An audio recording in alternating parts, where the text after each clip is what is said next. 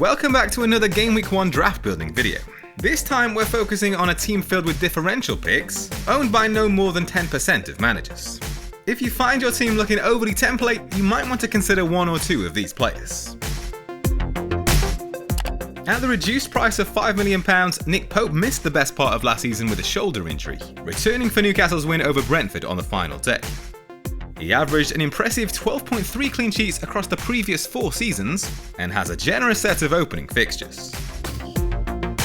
Since Oliver Glasner took charge of Crystal Palace in Gameweek 26 last season, no defender provided more assists than Daniel Munoz with 4. Tallies of 4 big chances created and 38 touches in the opposition box only trailed Andy Robertson among defenders. An increase to a hefty £5.5 million price tag has kept Fabian Schär's ownership down after the centre-back amassed 4 goals and 3 assists last season. He took 35 shots compared to Dan Burns' 23, and Van Dijk, Alexander-Arnold and Pedro Porro were the only defenders to attempt more. Liverpool left-back Andy Robertson has been handed a reduction in price after a subpar season by his standards, largely down to a shoulder injury. After 3 months on the sidelines, the Scotland international led defenders with 42 key passes and 8 big chances created from Gameweek 24 onwards. Overshadowed by Salah and Palmer in the premium bracket, Son Heung-min could make a fast start against Leicester and Everton in the first 2 game weeks.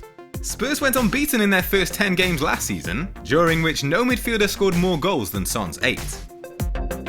If he remains a Man City player amid interest from Saudi Arabia, Kevin De Bruyne could make a mockery of his reduced price of £9.5 million.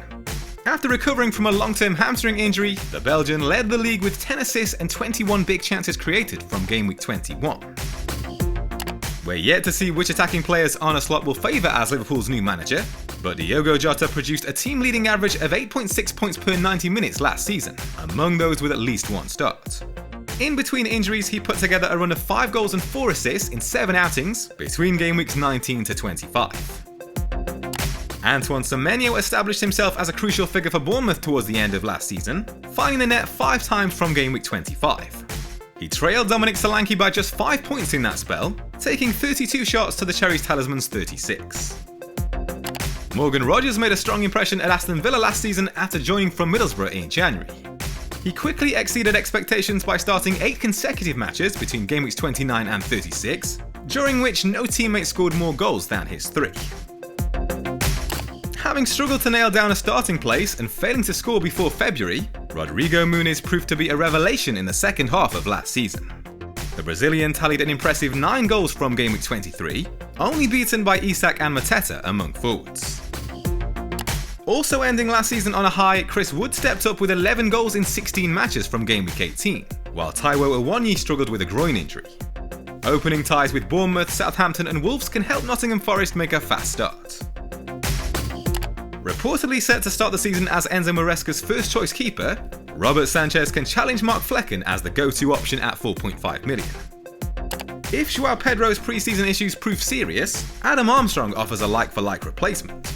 Also on penalties, he helped Southampton gain promotion with 24 goals in the Championship last term.